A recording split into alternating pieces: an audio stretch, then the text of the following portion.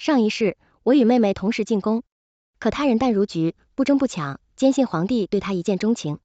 失宠后，他闭门不出，整日念叨着墙头马上遥相顾，一见知君即断肠。为了让他活得体面，我去争宠，去宫斗。在我的保护之下，他富贵贤雅平安生下皇子，被封为贤妃。而我不敌贵妃，被折磨得落胎失宠，容貌尽毁，即将被杖毙时，我看见了人群之中，淡淡望着这边的妹妹，求她看待往日情分上，救救我。可她只是遗憾的摇头。姐姐自作孽不可活，你贪欲过重，咎由自取，妹妹也帮不了你。再睁眼，我又回到了与妹妹同时进宫。那日我冷笑，这辈子我就成全你的人，淡如菊，看你在这吃人不吐骨头的宫中能活到几时。身上的剧痛仿佛还未消散，睁开眼，我竟又看见了江竹，她正与娘站在一处。娘拉着她的手细细叮嘱，满眼担忧。娘又看向我，眼神淡淡的，你妹妹自幼体弱，进宫后你要多照顾她，万不可让旁人欺负了你妹妹。我如梦初醒，原来我重生了，回到了我与江竹进宫那日，也是我前世一切不幸的根源。与前世一样，娘的眼里只有江竹，而我同样是她的女儿，却仿佛陌路人一般。见我不说话，娘有些愠怒，怎么你是不愿意帮你妹妹吗？难道你想忤逆我吗？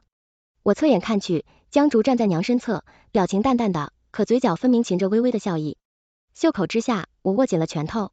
前世便是这样，江竹永远都是一副人淡如菊的模样，心安理得的享受着我的付出，不知恩图报也就罢了，还要落井下石，今生我却不打算让着她了。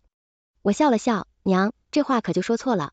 从小到大，无论是教习师傅还是礼仪嬷嬷，娘总说江竹比我聪颖。既如此，入宫之后便该是江竹多帮衬着我这个愚笨的姐姐才对。娘一夜像是没有预料到我会反驳她，可你是姐姐江竹她。姐姐，我似笑非笑的看向江竹妹妹，一向人淡如菊，心气儿又高。我若是处处帮她，她心中想必也会不好受，日子久了，难免就不与我这个姐姐亲近。妹妹，我说的对吧？江竹一愣，神情浮现出一丝尴尬。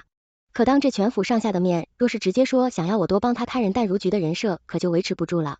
江竹咬了咬牙，自然既然是姐妹，就该互相帮衬，哪有姐姐一人付出的道理？此话一出，府上人有纷纷夸奖江竹大体。娘皱了皱眉，你看看你妹妹多为你着想，你怎么就如此自私？我不解的眨了眨眼睛，养不是妹妹自己说要互相帮衬的吗？怎么就成了？我自私自利，不为她着想了。娘就算偏疼妹妹，可我也是您的女儿啊。下人们窃窃私语，娘的脸色青一阵白衣。江竹眼见形势不对，赶忙站了出来打圆场，姐姐，娘不是那个意思，时候不早了，咱们赶紧进宫吧，否则误了时辰可不好了。我勾了勾唇角，还是妹妹想的周到。这般畸形的亲情，我前世深受其害。江竹落难失宠时，娘时时刻刻惦念着她，不能叫她受半点委屈。可后来江竹成了贤妃，风光无限，娘只顾着与有荣焉，全然忘了自己还有一个女儿在后宫中苦苦挣扎。前世我只想着若是江竹好了，娘就跟着开心，却忘了人不为己，天诛地灭，辛辛苦苦付出了一切，到头来没人记得你的好，还指责你贪欲过重，咎由自取。这辈子我将越只为了自己而活，什么星号亲情，真心只有攥在手心的荣华富贵才是最重要的。我与江竹入宫成了美人，进宫的秀女不多，且皇帝深谙朝堂之道，宠幸新人的顺序都是根据父兄官位高低而来。轮到我与江竹时，已过去了大半个月，前是我谨记娘的教诲，有什么好处都先紧着江竹，自然包括侍寝的宝贵机会，同样都是江美人。皇帝没有明示，只看我与江竹谁能率先抓住这次机会。这次我抢在江竹之前拿出了提及的银两，送与净室房的公公，还望公公多多照顾。公公掂了掂分量，笑得眼睛眯成了一条缝，还是美人通透，这份恩宠自然该先落到您头上。我了然垂眸送走了净室房公公，江竹怎会真的不在意侍寝的机会呢？只不过是骑虎难下罢了。前些时日我去江竹宫中略坐，状似闲聊扳倒妹妹，可知李如烟其实是因为送了净室房的长是公公100两银票，才换来了此次秀女中头个侍寝的机会。江竹正在绣花的手一顿抿着嘴，没有说话。我知道江竹肯定心动，毕竟进宫时娘私下里贴补了她不少银钱，若是能换一个早些见到皇帝的机会也未尝不可。可惜我怎会让她如愿？我叹了一口气，可惜妹妹你品行高洁，不争不抢，做不来这种巴结太监的事，否则以妹妹的才貌，肯定早就见到陛下了。江竹一愣，一抬头，看见宫里太监们都在往他这处看，便再也说不出什么反驳的话了。他淡淡笑了笑，自然如此，早些晚些，见到陛下都是一样的，何必使那些上不得台面的手段？话虽如此说，江竹的眼里却满是遗憾。我顺势道，妹妹即使在后宫中也能表里如一姐姐，真是自愧不如。此话一出，江竹就是想反悔也不行，只能眼睁睁的看着事情的机会被我抢走。先前竟是房公公去他宫里时，江竹神色淡淡，面对公公的暗示，他不仅视若无睹，还厌恶到后宫中的风气都被你们这群阉人带坏了。本宫可不屑做这样的事。殊不知阉人也是人，有些时候失宠的后妃还不一定有那些在主子面前的脸的阉人过得体面。江竹既然不想同流合污，那就要做好被自己最看不起的人摆一道的准备，如此才能更加衬托出他的高洁。知道我先他一步侍寝时，他的表情一定很精彩。夜里，皇帝祝英泰身边的太监来传旨，让我准备接。脑海中浮现出前世的记忆，知晓这位少年天子爱美人，更爱大胆的美人。循规蹈矩的世家贵女们固然端庄，但后宫之中若是与皇帝没有感情基础，还是要豁得出去，先抓住对方的心，才能在日后有机会徐徐图谋，否则一次成欢就被抛在脑后，可就什么机会也没有了。是你我并未去宫门口迎他，而是坐在浴桶中沐浴烟雾缭绕间若隐若现的玲珑身姿，再加上惹人浮想联翩的水声，足以勾起他的兴致。我正想着，身后蓦然传来脚步声，赶在后妃沐浴时，进入来者的身份早已呼之欲出。我勾了勾唇角，所以当来人的脚步声走过屏风的那一刻，我缓缓起身，你晶莹的水珠从我的肌肤上滑落，空气中仿佛弥漫着幽兰的花香，暧昧又以你我轻轻出声。陛下可否为臣妾擦身？臣妾冷我恰到好处的撒娇，身子随之瑟缩一瞬，惹得他眼眸一颤。祝英泰行至我面前，眼神晦暗不明，缓缓伸出手落在我的腰间。毕竟九五之尊也是男人，我想在这世间没有几个男子能抵御这般诱惑。祝英泰的喉结上下滚动，声音略带着些沙哑，这个美人估倒是封对了。我教校长更大胆了一些，伸出手环住了祝英泰的脖子，陛下，您还没有回答臣妾。祝英泰的眼神彻底暗了下去，猛地将我的腰往前一带，与他炙热的身躯紧紧贴合。他与我额头相抵，俯视着望向我，姑看，没有这个必要了。直到红烛燃尽，我筋疲力尽的倒在身后男人的怀中。祝英泰将我打横抱起，放在床榻之上，像是在对待一个精美易碎的物件。我知道这第一步我算是成功了。刚入宫的新人尚且青涩，如此大胆的祝英泰见得不多，自然新鲜。至少在我前头的几位妃嫔中，祝英泰从未彻夜留宿在谁的宫中。听着身侧男人沉稳的呼吸声响起，我的嘴角逐渐绽放出一丝愉悦的笑意。事情成功后，祝英泰将我晋为婕妤，在所有新入宫的秀女中侍寝之后便晋封，这算是极大的恩宠。这表明祝英泰对我的服侍很是满意。流水般的赏赐抬进了我的宫中，可随之而来的就是后宫之中，女人们的视线都不约而同地落在了我的身上。贵妃宋韵也送来了赏赐。听到这个消息，我心头微动。贵妃宋韵出身将门，最是嚣张跋扈。前世我为了让江竹过得更好一些，努力争宠，同样入了祝英泰的眼。可我一招不慎入了宋韵的圈套，被他折磨得滑胎失宠，最后被打入冷宫，容貌尽毁，死在侍卫的乱棍之下。我笑着对来送赏赐的公公先皇帝的后宫可不是你不想争就能不争的地方，不争不抢的后果就是你连怎么死的都不知道。我此时表现得嚣张一些，也会让宋韵多一分忌惮。于是我带着皇帝赏赐的头面贵妃赏赐的首饰，大摇大摆去了江竹宫中。他见我来，眼中飞速闪过一丝嫉妒，可依旧是淡淡的姐姐来了。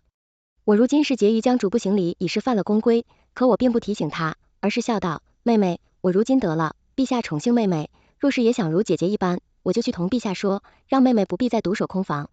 江竹面上有些窃喜，刚想顺着我的话应下，我却哎呀一声自顾自的轻打了一下侧脸。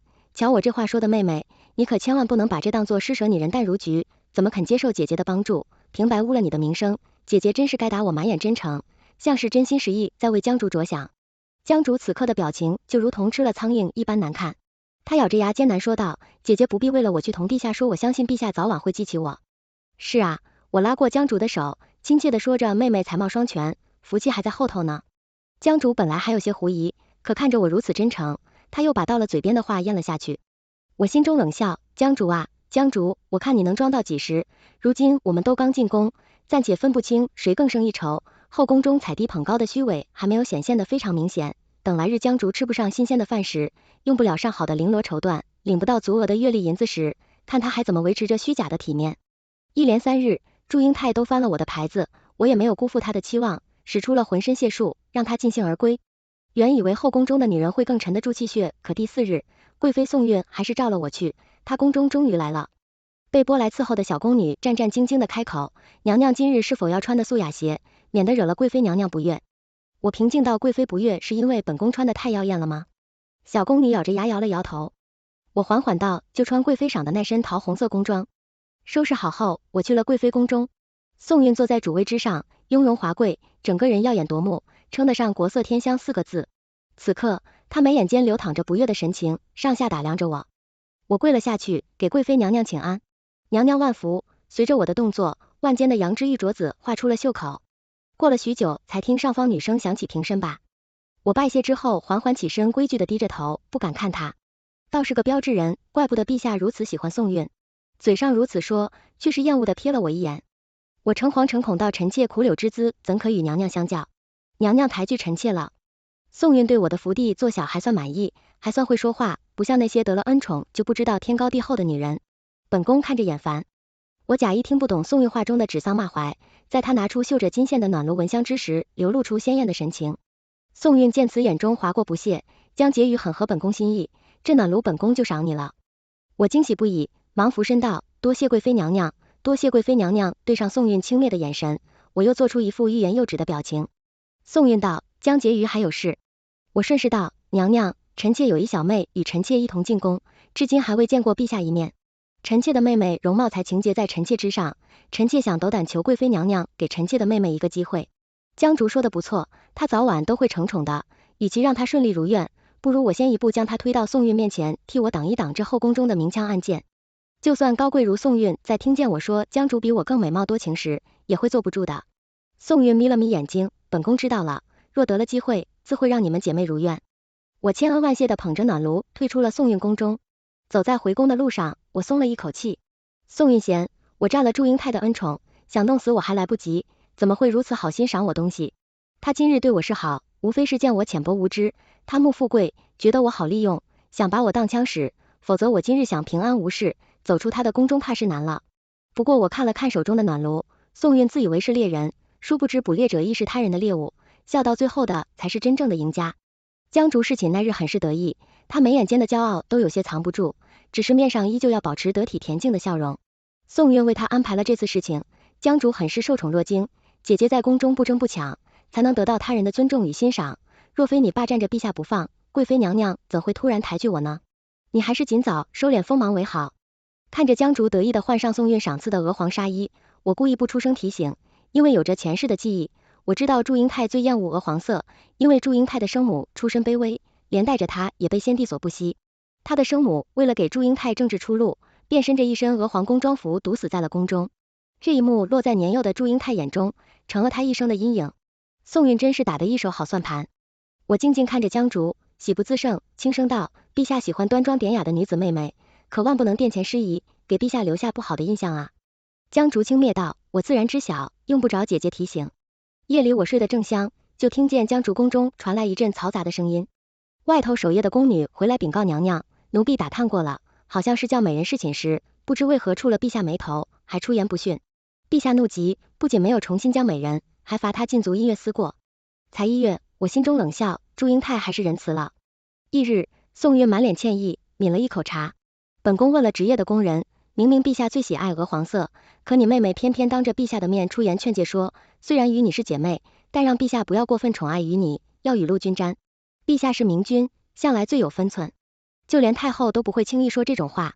可谁知我了然一笑，江竹穿了鹅黄色纱衣，本就惹得祝英台不喜，偏偏还故作端庄，摆出为人父母的姿态来劝诫祝英台，就算是换作常人看着别人扮成你已故亲人的模样，高高在上的指责你，也会拂袖而去。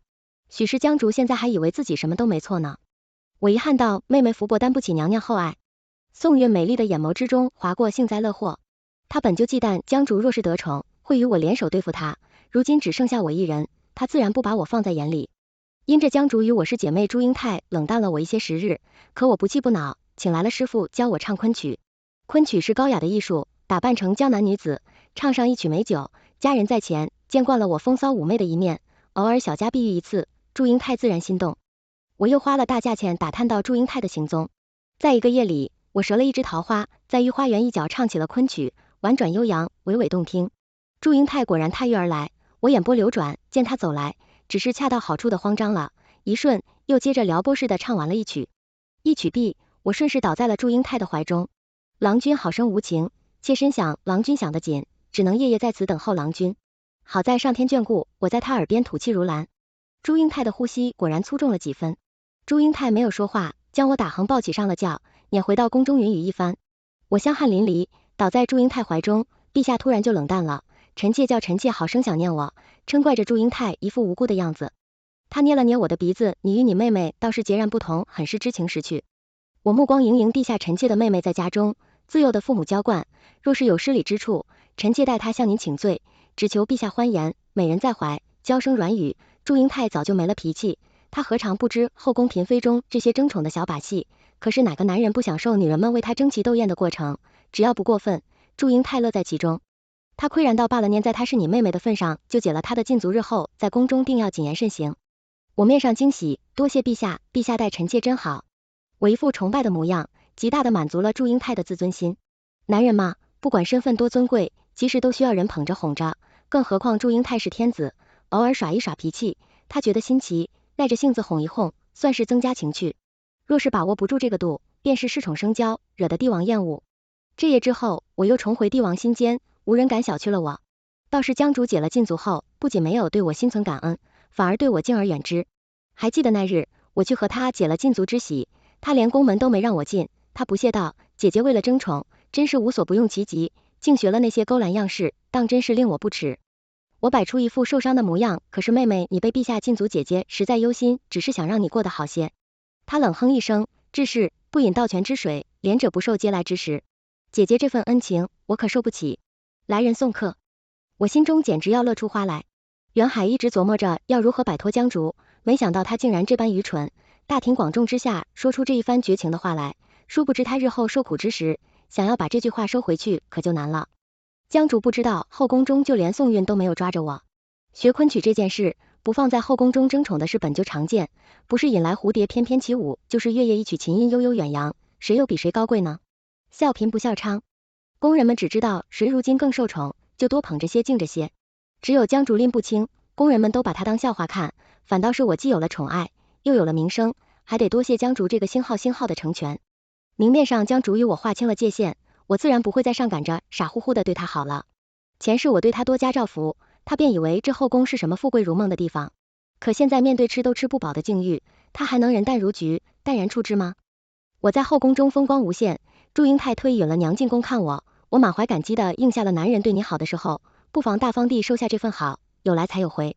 若是故作矜持的拒绝，倒显得小家子气，来，对方愈发不把你放在眼里。娘见到我时，我正让宫女为我染着扣，但娘面色不愉，开门见山道月眠。如今你正是得宠，怎么不多关心这点？你妹妹话语间竟是有点埋怨的意味。不等我说话，娘继续道：江竹在宫，中饭都吃不饱，处处受人白眼，你怎么这么狠心视而不见？我真是白养你了。可惜这种话如今已经半点影响不了我。我淡淡道：他嫌我争宠，手段上不得台面，前些时日更是扬言要与我划清界限，我这不是在成全他吗？娘一愣，随即恼怒道：江竹年纪轻，不懂事，你怎么还与他计较上了？平日里我教你的那些都被狗去了，竟如此小肚鸡肠。为人父母娘的心，生来就是长偏的前世，我还会因为这些小事心中隐隐作痛。如今我只觉好笑娘，可别忘了江竹能有机会侍寝，还是我去求了贵妃娘娘，可她自己不争气，惹了陛下不悦，这还能怪我不成？不等他说话，我的余光瞥见门外的身影，立刻换了一副模样，楚楚可怜如娇花。女儿念着她禁足辛苦，就去学了昆曲，讨陛下的欢心。好在陛下宽宏待下，宽恕了江竹，可他竟说不愿受我的施舍，要与我划清界限。娘此番怪我，是不是太偏心了？我眼中带泪，看着周围宫人们鄙夷的目光，娘有些如坐针毡，却还是强撑道：可她毕竟是你妹妹，你做姐姐的多，担待一些是应该的。我落下一滴泪来，娘女儿是真心喜欢陛下，不愿再让陛下为难。江竹这次实在是太过分了，若不是陛下仁慈，我无论如何也护不住江竹了。娘一愣，像是察觉到我话中的不对劲，怎么好端端的提起祝英泰来？就听祝英泰冰冷的声音传来：爱妃这是怎么了？谁竟惹你委屈落泪？很明显，祝英泰话中的含义不是冲我而来。娘脸色瞬间变得惨白，当即匍匐在地臣腹：见过陛下，陛下万岁，万万岁。祝英泰坐在我的身侧，眸光温柔拂去我脸上的泪珠。我今日特意不施粉黛，就是为了让祝英泰看见我梨花带雨，清水芙蓉的这一幕。男人喜欢为女人撑腰，尤其是喜欢的女人，若是我再表现的柔弱一些，效果只会更好。祝英台像是听不见一般，故意忽略了我娘阿眠，你如今是孤心尖上的女子，不必再委曲求全。祝英台极爱唤我的名字，尤其爱在床榻之上，我承受不住时一声一声的唤，还非要我回应她，偏偏她每次叫我的名字，端地是唇齿生笑，唇角含笑，叫人不自觉沉溺进去。我不自觉红了脸，目光在转向地上跪着的娘时，我笑道：陛下娘年事已高，如今也是担心妹妹糊涂了，日后若无事，陛下就别让娘进宫了，免得路途奔波，臣妾怕她的身子受不住。祝英台自然满口答应，都依你的娘。摇晃着身子被工人们带走了，几乎是落荒而逃。我也在祝英台怀中声音软糯，陛下待臣妾这样好，臣妾都不知道该如何回报陛下了。闻言，祝英台的眼中是化不开的情绪。眼见娘那边没了法子，江竹终于按耐不住主动来了。我的宫中，她厌恶却又无可奈何，妹妹不过是说了几句重话，姐姐就与我生分了。若是姐姐真把我的话当真了，妹妹给姐姐赔的不是。我态度不冷不热，妹妹言重了。江竹一副欲言又止的样子，我心中冷笑，自然知道她想要什么，可我故意不抛出话头，看江竹脸色铁青，像是极为屈辱般开口，如今姐姐受宠，工人们竟也没看在姐姐的份上善待我，若是他日姐姐失宠，我这个做妹妹的可不会袖手旁观。我满脸吸血，这话可说的真好听。我缓缓一笑，那妹妹如今是嫌饭食不合口味呢，还是暑气难耐，没有冰块受不住江竹敏的嘴不说话了。我可惜道，原以为妹妹是个仙子般的人物，没想到也只是凡夫俗子，还以为罢了。江竹脸色难看，再也忍受不住站了起来。本来拉下面求我帮助，已经让他可怜的自尊心难受到了极点，如今被我奚落，自然濒临崩溃。他厉声道：你不愿意帮忙就直说，没必要嘲讽我，你的那些下作手段，我无论如何都是看不上的，也不屑用。我神情自若，妹妹慢走，姐姐就不送了。江竹拂袖走了，我如今可没工夫搭理她。宋韵见我更加得宠，并会想别的法子来对付我不能掉以轻心。可没等她有所工作，后宫再一次变得热闹起来。原因是徐昭仪怀孕了。据传贵妃心生妒恨，在自己宫中砸碎了数十件珍宝。贵妃宫中的宫人整日战战兢兢，唯恐惹了贵妃不快。可我却觉得徐昭仪这一胎未免来得太巧了。宋韵传，我去她宫中，眼神音质同样都是承宠，你的肚子怎地这般不争气，倒让徐昭仪抢了先。我温顺道，是臣妾无福，比不得旁人。宋韵斜睨着我，陛下登基之初，本宫就陪在陛下身边，倒是没见过恩宠比你更甚的女子。若论福气，后宫之中倒是没有比得过你的女子了。我赶忙跪倒在地，娘娘折杀臣妾了。娘娘福泽深厚，臣妾如何能与娘娘相提并论？我没有抬头，自然也就看不清宋韵面上的表情，只觉得有一股视线如同蛰伏暗中的毒蛇，让我浑身不适。电光火石间，我似乎明白了宋韵打的什么主意。依宋韵这般阴晴不定又嚣张跋扈的性子，若真容不下，徐昭仪有孕大可自己动手，怎会这般弯绕着说给我听？这其中分明是不对劲的。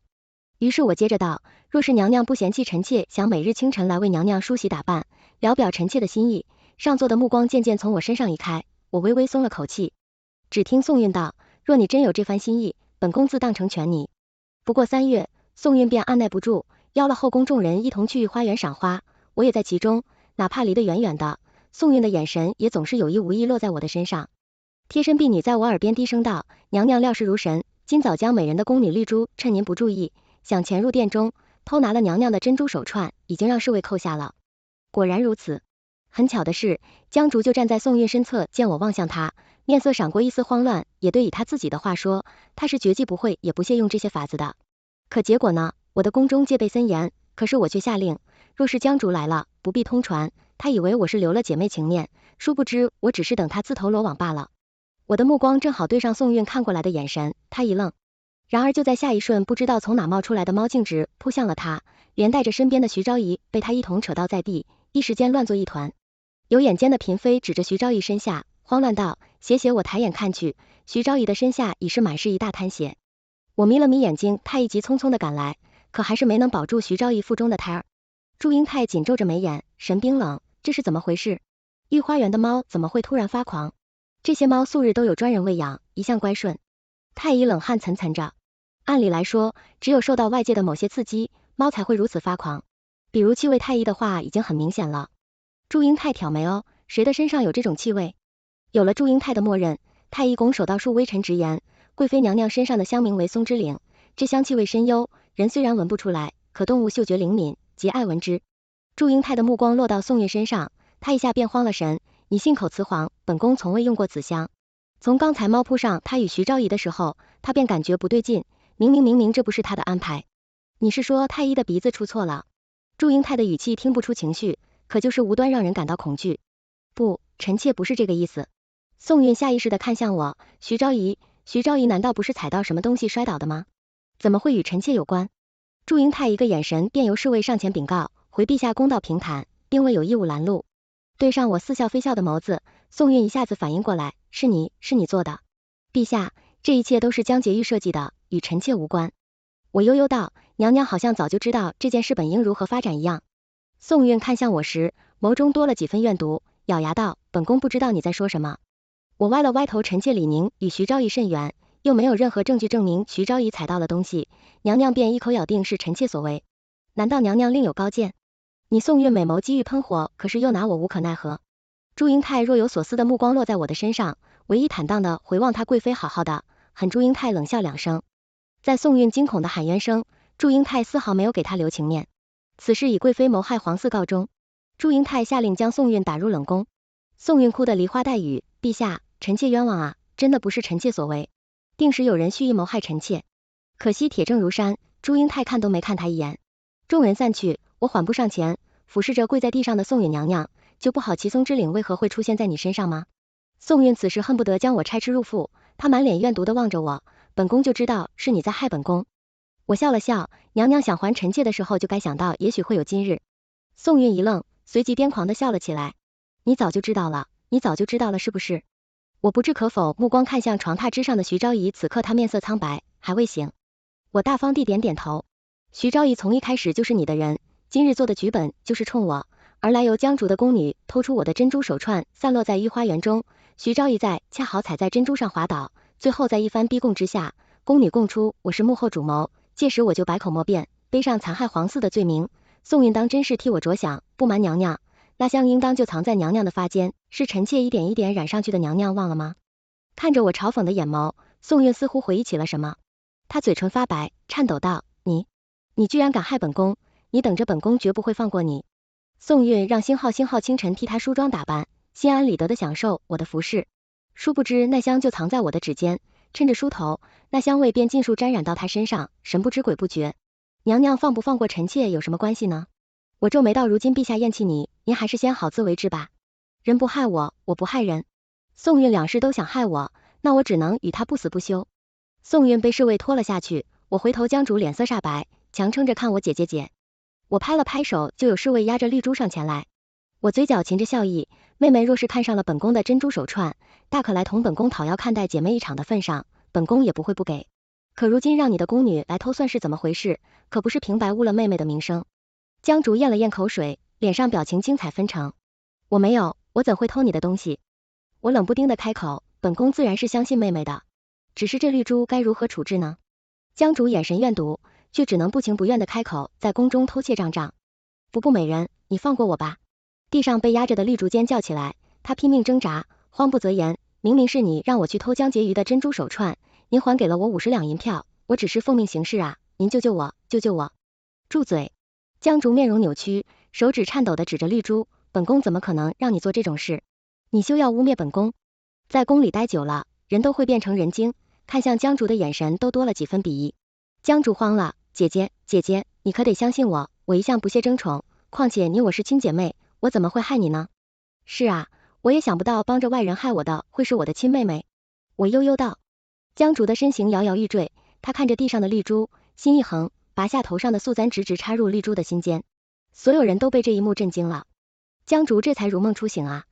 我不是有意的，这不关我的事啊，都是这件提子咎由自取，把错全推到别人身上，自己永远是干干净净的，是江竹为人处事的法则。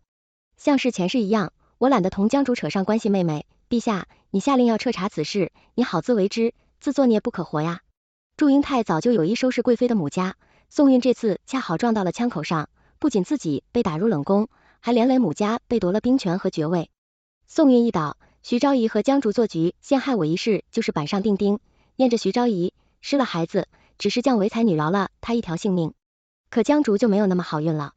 本来祝英泰要直接刺死他，可我怎会看他这般轻易死去？要知道前世他看我活生生死在乱棍之下，可是连眼睛都不眨一下。为了补偿我，祝英泰封我为昭仪，选了一个艳阳高照的日子，我去了他的宫中。此刻他惶惶不可终日，生怕祝英泰刺死他的旨意传到他的宫中。见到是我，他竟松了一口气。姐姐，我知道你还是舍不得看我星号的，只要陛下愿意原谅我，我保证日后和你在宫中互相扶持，绝不再起别的心思了。我冷漠的抽走被他拉住的手，互相扶持。本宫不需要争宠，这种事情难道是人多就能赢吗？